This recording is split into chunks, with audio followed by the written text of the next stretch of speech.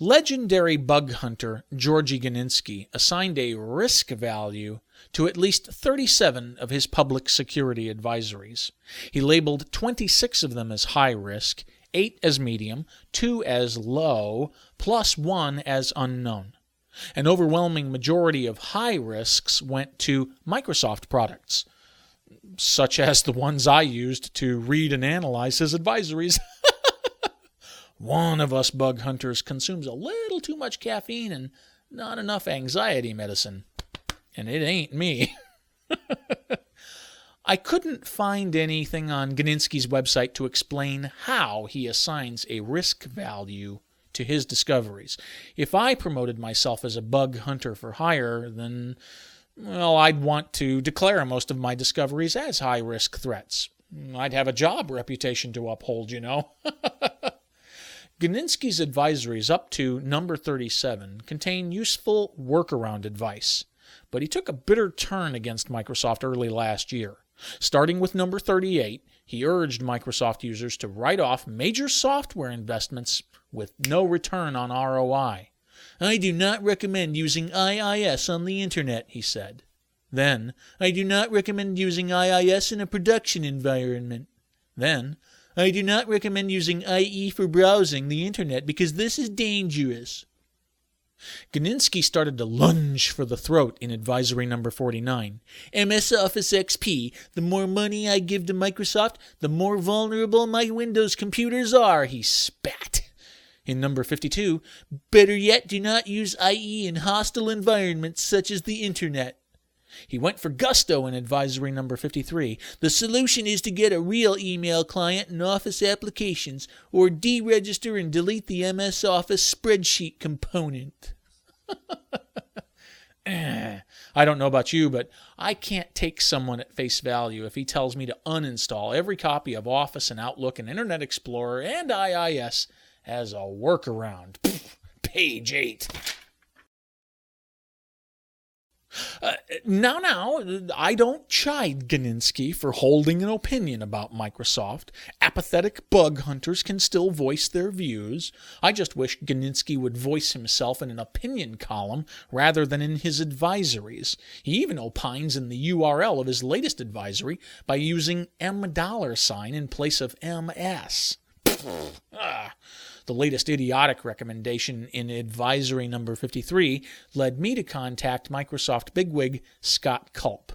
I wanted to hear Redmond's side of the story. Did his folks stop taking Guninski's bug reports seriously? Microsoft handles all security vulnerability reports, regardless of who the author is, with the absolute highest priority, he insisted. Now, I knew Culp would make such a claim, and I can personally attest to it. I submit my own concerns to secure@microsoft.com. My name doesn't carry as much weight as Guninski's, not by a long shot, yet I can't recall any problems going through official channels. Just for example, an obscure security enhancement will appear in future versions of Outlook as a direct result of my efforts, ... Page 9. What happened this time, then? Why didn't Microsoft issue a patch before Guninski released his sample exploit code? Culp explained. In the case of advisory number 53, we received them from him on Sunday, 17 March, and we started a dialogue with him within hours of his having sent them.